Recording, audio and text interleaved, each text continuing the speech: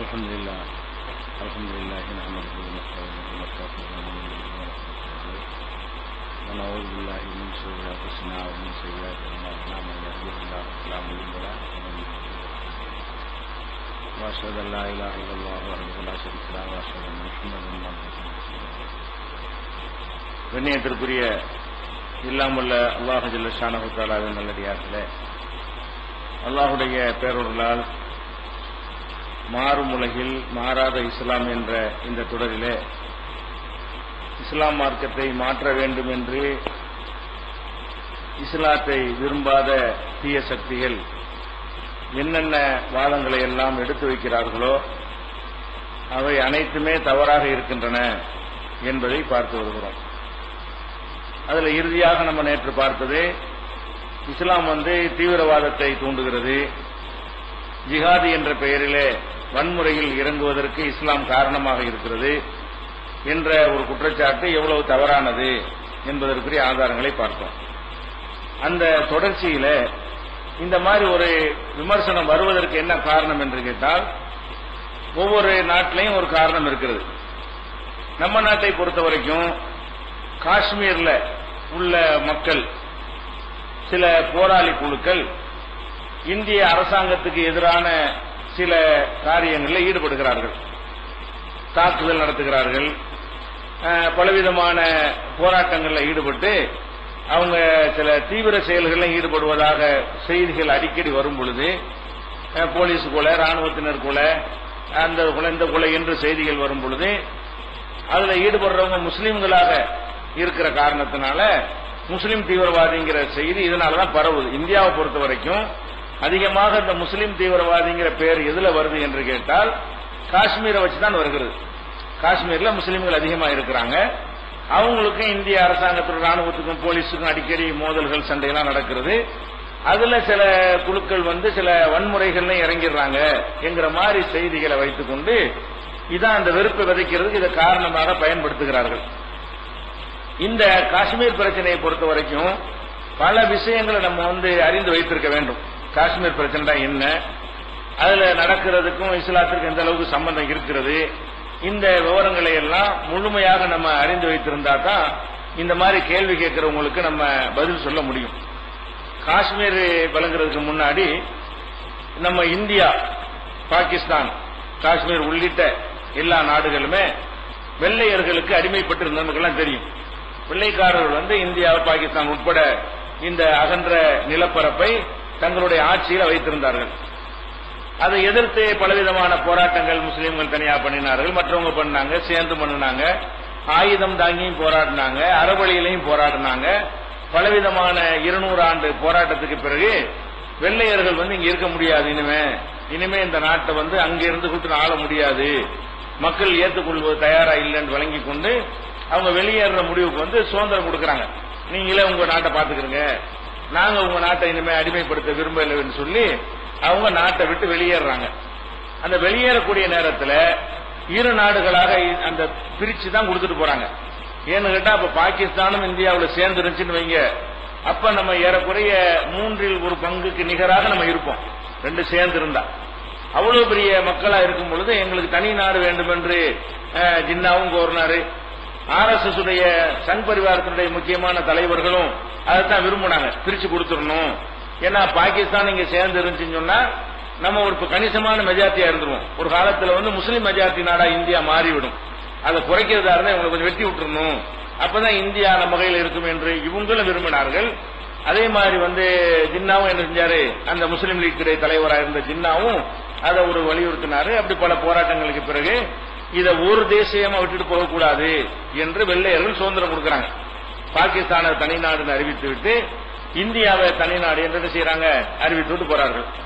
இந்த இந்தியான்னு சொல்லி அவங்க கையில வச்சிருந்தாங்க, இந்தியா பாகிஸ்தான் என்று அவங்க கையில வச்சிருந்தாங்க இல்லையா, இதுல அடங்காம தனித்தனி சமஸ்தானங்கள் சொல்றாங்க இல்லையா, குட்டி குட்டி ராஜ்யங்கள், அது ரெண்டு நாட்டிலையும் நிறைய இருந்தது. இந்தியாவுக்குள்ளே நிறைய ஊர்கள்ல புதுக்கோட்டை மகாராஜா, அவர் புதுக்கோட்டை மட்டும் அவர் கையில வச்சிருப்பாரு. அதே மாதிரி ஹைதராபாத் நிஜாம், இப்படி ஒவ்வொரு மாநிலத்திலையும் ஒவ்வொரு ஏரியாவுக்கும் ஒரு ராஜாக்கள் இருப்பாங்க.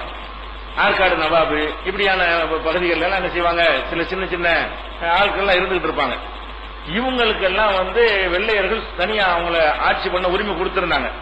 உங்களுக்கு தேவையான பாதுகாப்பை நாங்க தருவோம், எங்களுக்கு கப்பம் கட்டிருந்தேன். இந்த வீரபாண்டிய கப்பம்லாம் கப்பம் கட்ட மாட்டேன்னு கதை எழுதுறாங்க இல்லையா, அந்த மாதிரி உள்ளது.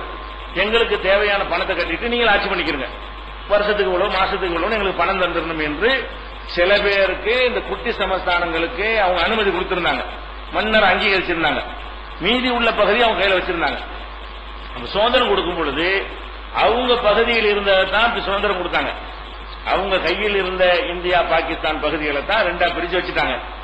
அப்ப இந்த சின்ன சின்ன ராஜாக்களுடைய மேட்ரு என்ன, அது என்ன சொல்லிட்டு போனாங்கன்னா, இந்தியா எல்லைக்குள்ள வரக்கூடிய அந்த சமஸ்தானங்கள் அவங்க இந்தியாவோட சேர்ந்து கொள்ளணும், அவங்களுக்கு பாதுகாப்பு பிரச்சனை வரும், அவங்களுக்கு போலீஸ் ராணுவம்லாம் கிடையாது, வெள்ளக்காரங்க இருக்கிற வரைக்கும் நாங்க பாத்துக்கிட்டு வந்தோம். அதே மாதிரி பாகிஸ்தான்ல இருக்கக்கூடியவங்க அவங்க என்ன செய்யணும் யோசித்து ஏதாவது ஒரு இதுல சேர்ந்து கொள்ளணும், விரும்பினால் தனியாவும் இருந்து கொள்ளலாம், ஆனா அது அவங்களுக்கு பாதுகாப்பா இருக்காது. தனியா ஒரு பொதுக்கோட்டை மட்டும் தனி நாடு இந்தியா உள்ள சொல்லிக்கிட்டு இருந்தா இந்திய அரசாங்கம் விடாது தானே, அந்த மாதிரி எல்லாம் சொல்லிவிட்டு அவங்க போயிட்டாங்க. அப்ப சுதந்திரம் கொடுக்கும் போது இந்த மாதிரி சமஸ்தானங்களுக்கு என்ன செய்யல, சுதந்திரம் கொடுக்கல.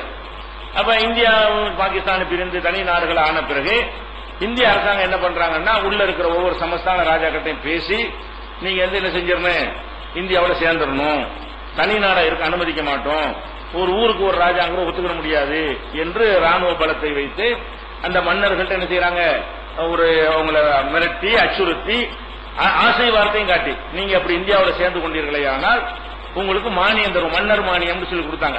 மன்னர் மானியம்னா ராஜாவா இருந்து எவ்வளவு சம்பாதிப்பானோ அவ்வளவு பெரிய தொகை. ஒவ்வொரு மன்னருக்கு என்ன செஞ்சாங்க, தலைமுறையா நாங்க என்ன செய்வோம், உங்களுக்கு மன்னர் மானியம் தருவோம், உங்களுக்கு போதுமான அளவுக்கு உங்களை செல்வா கூட வைத்திருப்போம், ஆனா அரசாங்கம் பண்ணக்கூடாது, நீங்க அரசாங்கம் நடத்தக்கூடாது, எங்கிட்ட விட்டுறணும். இதுல எல்லாரும் ஏறக்குறைய நினைச்சிட்டாங்க, ஒத்துக்கொண்டார்கள். 3 சமஸ்தானங்களை தவிர மற்ற எல்லா சின்ன சின்ன சமஸ்தானங்களும் இந்தியாவோட சேர்ந்து விட்டார்கள்.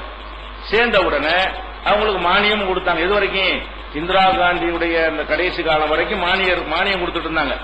அவங்க தான் ஒரு தீர்மானம், மானியம் அப்படி அந்த மன்னர் போயிருவான், மன்னருடைய மகனுக்கு மானியம், மன்னருடைய பேரனுக்கு மானியம், பேத்திக்கு மானியம் என்று அந்த குடும்பம் எல்லாம் மானியம் பெரிய தொகை வாங்கிட்டு இருந்தாங்க.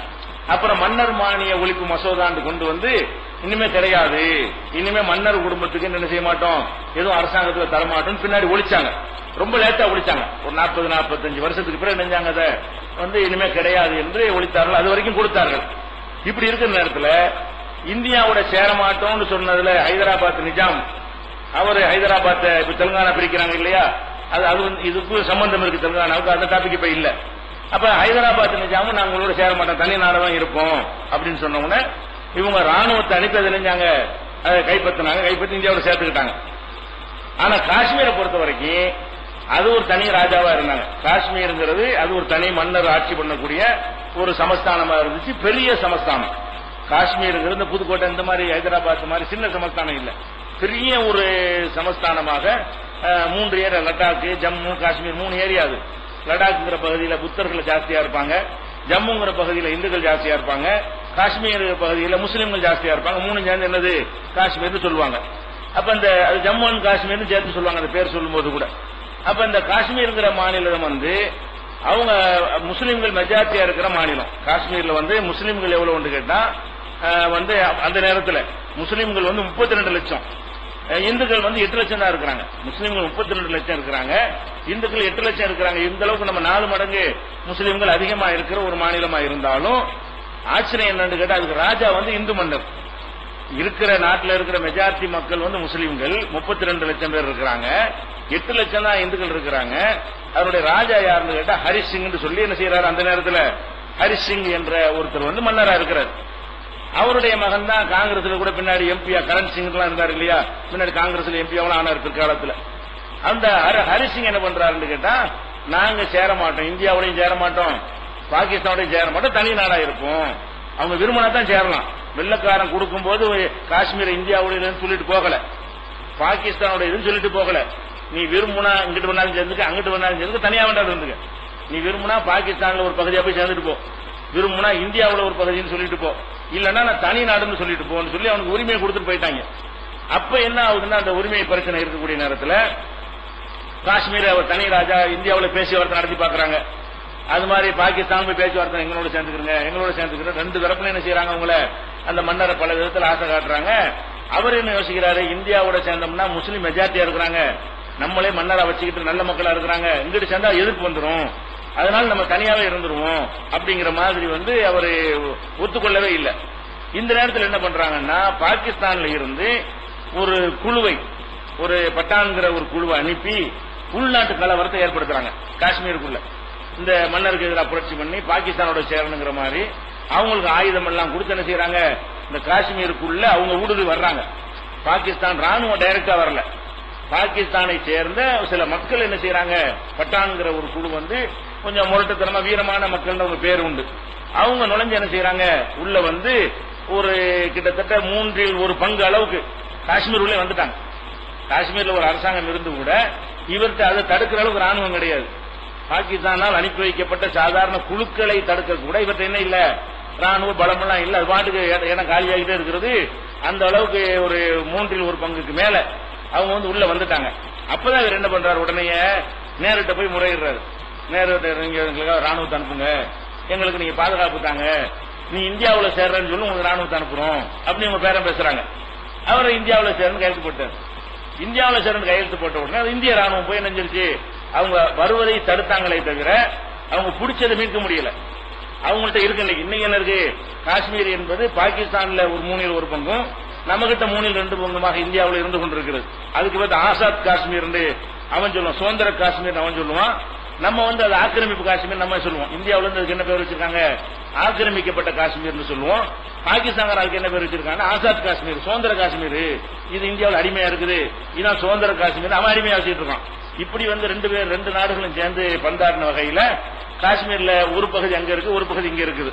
இந்த காஷ்மீருக்காக ஒரு பெரிய யுத்தம் நடந்து நேர்காலத்தில் அந்த காஷ்மீர் எங்களுக்கு அவங்களுக்கான பெரிய போர்லாம் நடந்து, அப்ப ஐநா சபை தலையிட்டு என்ன செய்யறாங்கன்னா, அந்த போர்ல அவன் எவ்வளவு வந்துட்டானோ அது வரைக்கும் வச்சு எல்லை கோடாக்கி, இது வரைக்கும் ஓன் எல்லை கூட அது வரைக்கும் அவன் எல்லை கொண்டு போயிட்டாங்க.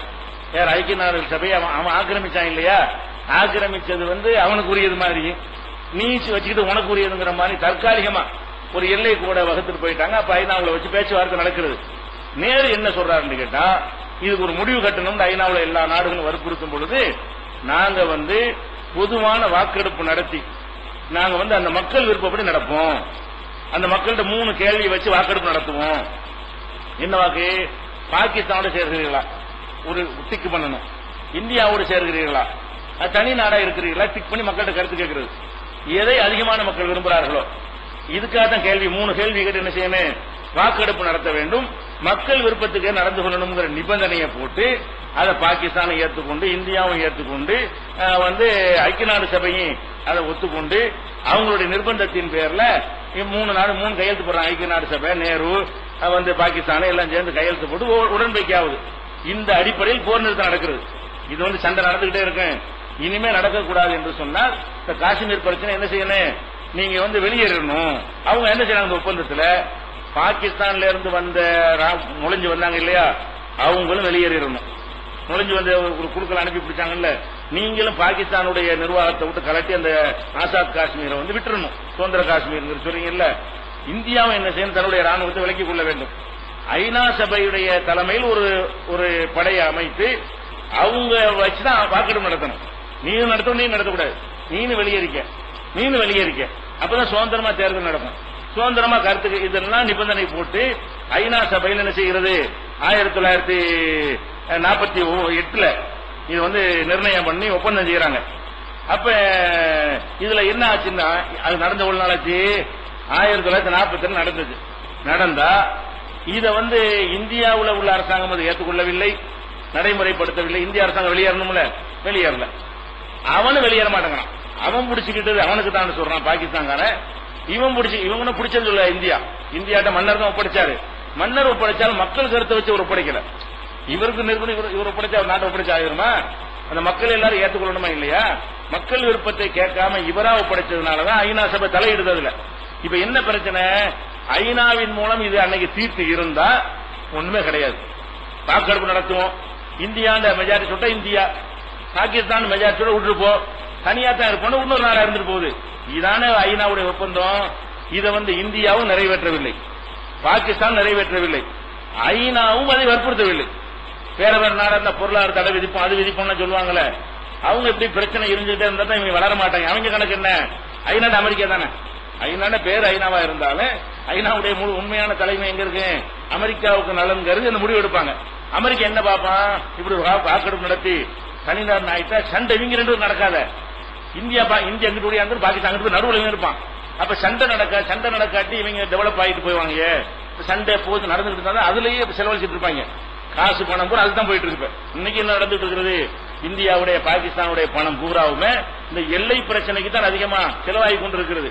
இது தீர்ந்தால் இந்தியா எங்கே போயிடும், சைனாவையெல்லாம் தாழ்ந்த வல்லரசு ஆயிரும். அதுக்காக வேண்டி என்ன செய்யணும், ஐநா சபை எங்க முன்னில ஒப்பந்தம் பண்ணது எங்கடான்னு கேட்க மாட்டேங்கிறோம். எல்லாத்தையும் இப்ப கேட்கக்கூடிய ஐநா சபை ஏன் முன்னிலை 2 பேர் வெளியேறு, நாங்க கையில் எடுத்துக்கிறோம். ஈராக்ல போய் செஞ்சு ஆப்கானிஸ்தான்ல செஞ்சியா இல்லையா, அந்த நேட்டோ கிட்ட எங்க வச்சுன்னு தெரியல. அவங்களும் அதை வற்புறுத்த மாட்டேங்கிறாங்க, இவங்களும் அதை முன்னெடுக்க மாட்டேங்கிறாங்க. இப்ப என்ன பேசுறாங்க, இதை யாரும் 3ஆம் நபர் தலையீடு தேவையில்லை அப்படின்னு இந்தியா சொல்லுது. 3ஆம் நபர் தலையீடு தேவையில்லை அர்த்தம் என்ன, அந்த ஒப்பந்தம் நடக்க மாட்டேன்னு அர்த்தம். நாங்களே பாத்துக்குருவோம், 3வது எங்க 2 பேருக்கும் நாங்க பேசிட்டு இருக்கோம், அடிச்சுட்டு பாத்துக்குருவோம், 3ஆம் நபர் தலையிடக்கூடாது என்று சொல்லுகிறது. இந்த ஒரு நிலையில தான் இங்க உள்ளவங்க என்ன செய்யறாங்கன்னா, இந்த சொன்ன வாக்கு மீறுறாங்க. எங்க கருத்தை கேட்காம அந்த மன்னர் ஒப்படைச்சிருக்கிறாரு, எங்க கருத்தை கேட்கணும்னு உறுதிமொழி கொடுத்தீங்க 48ல கொடுக்குறீங்களா இல்லையான்னு சின்ன சின்ன ஆர்ப்பாட்டம் போராட்டம் நடந்துகிட்டே இருக்குது. இவங்க அடக்கிக்கிட்டே இருக்கிறாங்க. மேலும் கூடுது. இப்ப நடக்கிறது எதுக்குன்னு கேட்டா, இந்திய அரசாங்கம் மார்க்கத்துக்கு நடக்கிறனால விளங்கிக்கணும். மார்க்கத்துக்கு இஸ்லாத்துக்காக அந்த சண்டைகளோ ராணுவ மோதலோ இஸ்லாத்தை காப்பாத்துக்க செய்யறாங்க கிடையவே கிடையாது. எங்க நாட்டை நாங்க ஆளுவோம், இதான் மேட்ரு. எங்க மண்ணு தனி நாடா இருந்தது, நாடு சுதந்திரம் அடையும் போது அது இந்தியாவில் இல்லை, அது பாகிஸ்தான்லயும் இல்லை. எங்க நாடு அது, எங்க நாடா நீடிக்கணும் அவன் சொல்றான். அப்படி சொல்ற அடிப்படையில் அவன் செய்யறான்னு சொன்னா இது மதமா காரணம், எங்க மதத்தை நிலைநாட்டுறதுன்னு அவன் சொல்றான், இல்லவே இல்லை. அப்ப மதத்திற்காக இஸ்லாத்திற்காக அவன் செஞ்சாதான் இஸ்லாத்தோட சம்பந்தப்படுத்தணும். அவன் என்ன செய்யறான்னு ஒரு நியாயம், அவன் பக்கம் ஒரு நியாயம் இருக்கத்தான் செய்கிறது. அது நம்ம நாட்டில் உள்ள அறிவிஜீவிகளோட என்ன செய்யறாங்க, அதை கேட்கறாங்க, கேள்விகள் கேட்கறாங்க, ஈடுபட மாட்டேங்குது. என்னங்க நியாயம் இல்லாம இருக்கு, ஏன் போட்டு அடிச்சுட்டே இருக்கிறீங்க, எங்க மக்களை போட்டு கொள்றீங்க, அவனை ஏதோ பண்றான், நீங்களும் ஏதோ பண்றீங்க, இது தேவையா? அப்ப இந்த காஷ்மீர்ல எதிர்ப்பு நாளுக்கு நாள் அதிகரிக்கிற காரணம் என்னன்னு கேட்டா, அடக்குறவங்கிற பேர்ல இவங்க போய் நுழைந்து கொண்டு செய்யற அட்டகாசம் அளவுக்கு மேல. ராணுவத்துக்கு தனி அதிகாரம் வழங்கி சட்டம், ராணுவம் யாரை சுட்டாலும் கேள்வி கேட்க இயலாது, அந்த மாநிலத்தை மட்டும். ராணுவம் கற்பழிச்சா கூட செய்ய முடியாது, யாருமே கேள்வி கேட்க இயலாது. அப்பாவையை சுட்டா கூட ராணுவத்துக்கு பொதுவா ராணுவத்தை விசாரிக்கலாம். இந்த காஷ்மீருக்குன்னு ஒரு தனி சிறப்பு சட்டத்தை போட்டு ராணுவத்துக்கு சிறப்பு அதிகாரத்தை கொடுத்து என்ன செய்யறாங்க, ஷேக் அப்துல்லாலாம் ஃபாரூக் அப்துல்லாம் கேட்கிறாரு அந்த சட்டத்தை வாபஸ் பெற சொல்லி. அது இல்ல, வேற எங்கெல்லாம் ராணுவம் ஏதாவது செஞ்சா மக்கள் கொந்தளிக்கலாம், கேட்கலாம். ராணுவ கோர்ட்ல கூட வழக்கு போட்டு அவங்க நடவடிக்கை எடுக்கலாம். இவங்க என்ன செஞ்சாலும் கேள்வி கேட்க கூடாதுங்கிற ஒரு பாதுகாப்பு இருக்கிறதுனால சின்னதா ஒரு ரோட்ல இறங்கி 10 பேர் மனசு விடுவாங்க. இதுக்கு ஏன்டா சுட்டின்னு கேட்க இயலாது. என்ன பேச்சுவார்த்தை நடத்தணும், போங்கள கலைஞ்சு போங்கன்னு சொல்லணும், தடியடி நடத்தணும், கண்ணீர் போக அப்படி செஞ்சு வரட்டணுமா இல்லையா? ஏதாவது ஒரு ஆர்ப்பாட்டம் ஆம்பளை வந்தாலும் சரி, பொம்பளை வந்தாலும், சின்ன பிள்ளை பட்டப்படமான சுட்டு தள்ளிடுவாங்க. அப்ப சொல்லிச்சுன்னா வெறி அதிகமாமா இல்லையா? இந்த ராணுவத்தினுடைய அணுகுமுறையினால் அவங்களுக்கு பாதிக்கப்பட்டவங்களுக்கு வெறியேற்றப்படுகிறது. அந்த வெறினால என்ன செய்யறாங்க, இவங்க நமக்கு எதிரிங்கிற ஒரு கான்செப்ட் உண்டாக்கிட்டாங்க. அப்ப அந்த மாதிரியான அது அணுகிற விதத்தில் அணுகிருந்தா கூட வென்றெடுத்திருக்கலாம். அழகா அந்த மக்களை பேசி வென்றெடுத்து, நீங்க இதான் உங்களுக்கு நல்லது, இந்தியாவுக்கு நல்லது, உங்களுக்கு என்னென்ன செய்யறோங்கிறதெல்லாம் இருக்கலாம். அது போக என்னன்னு கேட்டா, அந்த இப்ப ஹரிசிங் சேரும் பொழுது நிறைய அவரு சில கண்டிஷன் எல்லாம் போட்டார். என்னன்னு கேட்டா, காஷ்மீர் இந்தியாவோட சேர்ந்துரும், ஆனா காஷ்மீருக்குன்னு சிறப்பு சட்டம் தரணும். அதெல்லாம் கேட்டுதான் செஞ்சாங்க. என்ன சிறப்பு சட்டம்? காஷ்மீருடைய முதல்வர் பிரதமர் தான் சொல்லப்படுவார். காஷ்மீர்ல உள்ளவர் யார் தான், அது முதலமைச்சர் கிடையாது, அவர் பிரதமர் சொல்லப்பட வேண்டும். அதை ஒத்துக்கிட்டு மீறினாங்க, ஒத்துக்கொண்டு கையெழுத்து போட்டு நினைச்சாங்க, மீறினாங்க. அதே மாதிரி காஷ்மீர்ல அந்த சிறப்பு சட்டத்தை ரத்து பண்ணணும்னு கோரிக்கை எழுப்புறாங்க. அதை நோக்கி பயணம் போய்கொண்டே இருக்கிறது. அது மாதிரி காஷ்மீர் மாநிலத்தில் வேற யாரும் சொத்து வாங்கிடக்கூடாது, பிரச்சனை தீர்ற வரைக்கும். இந்த மாநிலத்தில் நாங்களா நீங்களாம் பிரச்சனை நடந்துகிட்டு இருக்கிறது, இப்ப போய் இன்னொரு மாநிலத்துக்காரங்க குடியேற்றி சொத்துக்களை வாங்கக்கூடாது என்றெல்லாம் அவங்க சொல்லி அதை ஏத்துக்கொண்டு நினைஞ்சாங்க. அரசியல் சட்ட புஸ்தகத்தை நீங்க பார்த்தா அதெல்லாம் இருக்கும். இது எங்கேயுமே தேட வேண்டியதில்லை. காஷ்மீர் சிறப்பு சட்டம்லாம் என்ன இருக்கு, அரசியல் சாசனத்திலே சேர்க்கப்பட்டிருக்கிறது. அந்த மாதிரி காஷ்மீர் சிறப்பு சட்டம், அருணாச்சல சிறப்பு சட்டம் எல்லாம் பார்க்கலாம் நீங்களே. அப்ப அந்த மாதிரி சிறப்பு சட்டம் எல்லாம் இருக்கு பாருங்க. அதை மாத்தணுங்கிற மாதிரிலாம் இவங்க பேசுறாங்களா, அதுக்கு தீர்மானம் கொண்டு ஒன்னு ஒண்ணு அழிக்க பாக்குறாங்களா, அவனுக்கு கோபம் வருது. அப்ப மேற்று அதுக்கு வரல. காஷ்மீர் என்பது ஒரு இஸ்லாத்தை வளர்ப்பதற்காகவோ இஸ்லாத்தை பிரச்சாரம் இன்னும் சொல்ல போனா, ஒரு காஷ்மீர்ல இருக்கக்கூடிய முஸ்லிம்கள்ல ஒரு 95% பேர் அவங்க போலி இஸ்லாத்தில் இருக்கிறாங்க தான். அவங்க என்ன செய்வாங்க, சாமி தர்காவில் போய் வணங்குறவங்க, சூபிசத்தில் இருக்கிறவங்க, இஸ்லாம்னா கரெக்டா குர்ஆன் சொன்ன அப்படி நடக்கணுங்கிற கொள்கை உள்ளவங்க கிடையாது காஷ்மீர்ல. எல்லாமே இந்த சூபிங்கன்னு சொல்லுவாங்க இல்லையா, இந்த மாதிரி மென்டாலிட்டியில உள்ளவங்க. அவங்க இந்த மாதிரி அவங்களுடைய கான்செப்ட்ல இது வராது. இந்த தப்லீக்ல சொல்லுவாங்க அந்த மாதிரி ஆக்குவாங்க, அல்லா பாத்துக்கிறோம். இப்படியான ஒரு மக்களா தான் அவங்க இருந்தாங்க. இப்படி ஆக்குனதும் இவங்களுடைய போக்கு தான். அவங்க சூபிசன்னு சொல்லக்கூடியவங்க என்ன செய்வாங்க, நம்ம இதெல்லாம் பண்ணக்கூடாது, எதா இருந்தாலும் எடுத்து நிக்க கூடாது, பேசக்கூடாது, அல்லா பார்த்து சொல்லக்கூடிய ஆளுங்க. அங்க பாத்தீங்கன்னா சராரை முடிக்கலாம் தர்கா வச்சிருக்காங்க. ஒரு முடிக்கு தர்கா கட்டின ஒரு மாநிலம் எது, அது பெரிய பெரிய அளவுக்கு தர்காவெல்லாம் ஹசரத் பால் அப்படின்னு சொல்லி என்ன செய்யறாங்க, பால்னால முடின்னு அர்த்தம். பால்ங்கிறது பார்சி வார்த்தையில முடின்னு அர்த்தம். ஹசரத் பால்னா ஹசரத் முடின்னு அர்த்தம். அப்ப முதிக்கு போய் ஹஜரத் பட்டம் கொடுத்து நினைச்சிருக்காங்க, தர்காவெல்லாம் கட்டி வச்சு அதுல இப்படி கூட்டம் கூட்டமா போய் நிக்கிற அளவுக்கு தான் மத நம்பிக்கை அவங்களுக்கு இருக்கிறது. அவங்க இஸ்லாத்தை போய் பிரச்சாரம் பண்ணக்கூடியவங்களோ, இன்னும் சொல்ல போனா இது இந்த சூபிசம் என்பது இந்து மதத்தோடு நெருக்கமான கொள்கையுடைய, இஸ்லாம் சம்பந்தம் இல்லாது. அவங்க தான் நம்ம சாமியார் மகானு ஞானி எல்லாம் சொல்லுவாங்க. அவங்களோட பழகி அப்படிலாம் இருந்த மக்களா இருந்ததுனாலதான் இந்து மன்னர் ராஜா கூட ஏத்துக்கிட்டு இருந்தாங்க. மெஜாரிட்டியா இருந்து கூட அது ஒரு மேட்டரா அவங்க எடுத்துக்கிறது இல்ல. அந்த மாதிரி ஒரு மக்களா இருக்கும் பொழுது அழகா வென்றெடுக்கிறதுக்கு போல இவங்க செஞ்சு செஞ்சு செஞ்சு அவன் சூப்பி வேஷம் போட்டவனே ஆயுதத்துக்கு வச்சது இதுதான்.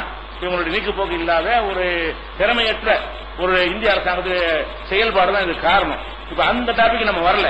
என்ன பேசுறோம்னா, காஷ்மீர்ல உள்ளவன் இஸ்லாத்துக்கு நாங்க காப்பாற்ற போறோம், இஸ்லாமிய நாடு ஆக்க போறோம், இஸ்லாத்தை வளர்க்க போறோம் அப்படின்றவன் போர் செஞ்சாதான் நீங்க எது செய்யணும், இஸ்லாத்துல சேர்க்கணும். அது ஒரு சுதந்திர போர். அவனை பொறுத்த வரைக்கும் எது, நம்ம எப்படி வெள்ளக்காரன் அந்த நாட்டில் இருந்தா வரட்டணுமா இல்லையா? வெள்ளக்காரன் இந்த நாட்டில் இருக்கிறான், எங்க நாட்டில் நீ ஏண்டா வந்த அப்படிங்கிறதுக்காக வேண்டி நம்ம என்ன செஞ்சோம், நம்ம நாட்டில் உள்ள எத்தனை தலைவர்கள் எல்லாம் போய் பெரிய பெரிய வெள்ளக்காரனை கொண்டாங்க, ரயில கொளுத்துனாங்க. ஜார்ஜ் பெர்னாண்டஸ்ல இருந்து அவர்லாம் ரயில கொளுத்து விட்டால்தான். அவர் இந்தியாவில் மந்திரி வரைக்கும் வந்தாரு. அவர் தீவிரவாதி யாராவது சொன்னாங்களா? அப்படிலாம் இருந்திருக்கிறாங்க. நேதா சுபாஷ் சந்திர போஸ் இருக்காரு, இதுதான் செஞ்சாரு. வெள்ளக்காரனை சுட்டு கொண்டாரு. ஆஷ் துறைங்கிற ஆளை நெஞ்சாரு, வாஞ்சிநாதன் ஒரு ஆளு சுட்டு கொண்டாரு. அவருக்கு ரயில்வே ஸ்டேஷன் வச்சிருக்காங்க தூத்துக்குடி பக்கத்துல, வீரவாஞ்சி இருக்குல்ல, அது வாஞ்சிநாதன் ஒரு ஆள் என்ன செய்யறாரு, அந்த இடத்துல வச்சு வெள்ளக்கார துறை ரயில்ல ஏறி சுட்டு கொள்றாரு. அவர் அந்த இடத்துல சுட்டு கொண்டதுனால அந்த இடத்துக்கு பேர் வாஞ்சிநாதன் பேர் வச்சு அந்த ஸ்டேஷன் அவர் பேர்ல ஸ்டேஷன் உண்டாக்கி இருக்காங்க. எதுக்கு? தீவிரவாதிக்கு. நீ தீவிரவாதி, அப்ப வெள்ளக்காரனும் ஒரு அவன் ஆட்சியில் இருக்கா, நீ ஆட்சியில் இல்ல, நீ மக்களா இருக்கிற, நீ போய் மக்களா இருக்கிறவன் போய் சுட்டு கொண்டு அது பேர் தீவிரவாதி தானே சொல்றீங்க? அப்படி சொல்ல முடியாது. விடுதலைக்காக அவன் மண்ணை அடுத்தவன் ஆக்கிரமித்துக் கொண்டால் அதுக்காக அவன் போராடுறானே தவிர அதை வச்சு நம்ம என்ன செய்யக்கூடாது. இஸ்லாத்திற்காக செய்யறோம். முஸ்லீமா இருக்கிறான், மேட்டர் என்ன, சர்ச்சையெல்லாம் அவன் முஸ்லீமா இருக்கிறான். அவன் முஸ்லீமா இல்லாம இருந்தாலும் இப்படி நடந்திருந்தால் இது நடந்திருக்கும். அங்க உள்ள முஸ்லீமா இல்லாம இருந்தால் கூட நாங்க தனி நாடத்தான் இருப்போம் என்று அவனுக்கு கோரிக்கை வைத்திருந்தானே, ஆனால் இவங்க அடக்கினார்களே, ஆனால் எதிர்க்கத்தான் செய்வான். அப்ப இது ஒரு எல்லை பிரச்சனைக்கு நடக்கக்கூடிய ஒரு மேட்டரை தான் இஸ்லாமிய தீவிரவாதம். எவ்வளவு பெரிய சூழ்ச்சின்னு பாருங்க. என்ன நடப்பு அதை சொல்லிட்டு போ. அவங்க மண்ணை மீட்டு கேட்கறாங்க, தனி நாடா கேட்கறாங்க, அவங்க இஸ்லாத்துக்காக கேட்கல, அவங்க கையில இருந்த ஒரு ஆட்சி எப்படி நீங்க கைப்பற்றிக்கிட்டீங்க ரெண்டு நாட்டையும் நோக்கி கேட்கறாங்க அப்படிங்கிற மாதிரி அதை எடுத்துக்கொண்டு இருந்தார்கள். ஆனால் பஞ்சாயத்து இருக்காது. அப்ப இந்த காஷ்மீர்ல டெய்லி தான் நடக்குது என்றால் என்னது, இவங்க செஞ்சதுக்கு பதிலடி தான் ஏதாவது செய்யணும். சும்மா தெருவில் ஒரு அப்பாவை சுட்டு கொண்டு பயங்கரவாதின்றாங்க. கடைசியில பார்த்து அப்பாவின்னு தெரிய வரும். போலி எனக்கு மக்கள் கொந்தளிப்பாங்க. அதுல 10 பேர் சுட்டு தருவான். அப்ப அதுல 4 பேர் என்ன செய்வான், அவன் போய் துப்பாக்கி திருப்பி 4 பேர் சுட்டு தருவான். எல்லாமே ஒரு பதிலடியாக அந்த அப்பாவி மக்கள் என்ன செய்யறாங்க, ஆயுதம் தூக்க வேண்டிய அதுக்கு தள்ளப்பட்டிருக்கிறார்கள். சரி, அது என்னவோ இருக்கட்டும், அவன் செய்யறது சரியா தவறு, அதுக்கு நான் போகல. இதுக்கே இஸ்லாமிய கலருக்கு பூசுறேன். இது உலகம் போல நடக்குதா இல்லையா? அங்க மட்டுமா நடக்குது? அப்ப இந்தியாவுல ஆந்திராவுல நடந்துட்டு இருக்கிறது. ஆந்திராவுல மாவோயிஸ்டுகள் இருக்கிறாங்க. அவங்க கையில சில பகுதிகள் இருக்கிறது. அங்க உள்ளுக்குள்ளே நுழைய முடியாது. போலீஸ், ராணுவம், கவர்னர், கலெக்டர் யாரும் உள்ள நுழைய முடியாது. அவங்க எல்லாம் ஆட்சியை வச்சுக்கிட்டு இருக்கான். உள்ள நுழைஞ்சா வெட்டி தள்ளிப்படுவான். போலீஸா இருந்தாலும் சுடுவான், யாரா இருந்தாலும் சுடுவான். அந்த சில பகுதிகள், கிராமப்புற பகுதிகளில், பின்தங்கின பகுதிகளில் நுழைய முடியாத அளவுக்கு என்ன செய்யறான் அவன். இந்த மாதிரி இதே மாதிரி காஷ்மீர்ல செய்யற மாதிரியான வேலைகளை விட அதிகமாக, காஷ்மீர்ல கூட ரொம்ப குறைவாக இருக்கிறது, அதை விட அதிகமான அளவில் ஆந்திராவில் இந்த மாவோயிஸ்டுகள் பகுதியில் இருக்கக்கூடிய இடங்கள்ல இந்த வன்முறைகள் நடக்கிறது. அப்ப நீ என்ன பண்ணனு, அவன் பேர் ஒரு ராமசாமி கந்தசாமி தானே இருக்கும். அப்ப இந்து தீவிரவாதி சொல்லத, இதுல உள்ளவன் அப்துல் காதர் முஸ்லீம் தீவிரவாதிங்க இல்லப்பா. ஆந்திராவில் இதை செய்யற ஆளுடைய பேர் என்னவா இருக்கும், நக்சலைட்னு சொல்றதுக்கு அப்துல் காதர் இருப்பாரா, இப்ராஹிமாவா இருப்பாரு. அப்ப ஆந்திராவில் அவர்கள் என்னவா இருக்கிறார்கள் கேட்டீங்கன்னா, நாங்க மதத்தில் நம்பிக்கையில அவங்க சொன்னாலும் அரசியல் சட்டப்படி அவங்க மதத்துல இருக்கிறாங்க, அவங்க இந்துல தான் வருவாங்க. அப்ப அவனுடைய பேர் அப்படித்தான் இருக்குது. அப்ப அவனுடைய பேர்கள் அந்த மாதிரி இருக்கக்கூடிய நேரத்தில் அதை வச்சுக்கிட்டு நீங்க சொல்வதாக இருந்தால் எப்படி சொல்லணும், ஆந்திராவில் இதே மாதிரி நடக்குது. இந்த இந்து தீவிரவாதிகள் வந்து என்ன செய்யறாங்க, அட்டூழியம் பண்ணுகிறார்கள். எவனாச்சும் எழுதி பார்த்திருக்கிறீங்களா? முஸ்லீமா இருக்கிறவன் செஞ்சானா அவன் முஸ்லீமுக்காக அவன் செஞ்சாதான் நீங்க என்ன செய்யணும், பேசணும். இஸ்லாத்துக்காக செஞ்சாதான் இஸ்லாத்தோட சேர்க்கணும். அவன் எங்க இடத்த என்ன பிடிச்சிட்டேன்னு கேட்கறான். நம்ம எப்படி வெள்ளக்காரனை கேட்டோமோ அது மாதிரி நம்ம எப்படி வெள்ளக்காரனை எதிர்த்து என்னென்ன போராட்டங்கள்லாம் பகத்சிங் பண்ணானோ நம்ம பண்ணமோ எல்லாரும் பண்ணாங்களோ அந்த மாதிரியான வேலையை வந்து அவன் செய்கிறான் என்றால் அதை பேசுங்க. அவர்கள் தீவிரவாதிகளா இருக்கிறார்கள் சொல்லி தொலைச்சிட்டு போங்க. அதே இஸ்லாத்தோட தொடர்படுத்துறீங்க. இஸ்லாமுக்காக அவன் செஞ்சானா இஸ்லாமா மேட்ரு, இஸ்லாமா இந்து மதமாங்கிற டாபிக் எங்க ஓடிக்கிட்டு இருக்கிறது.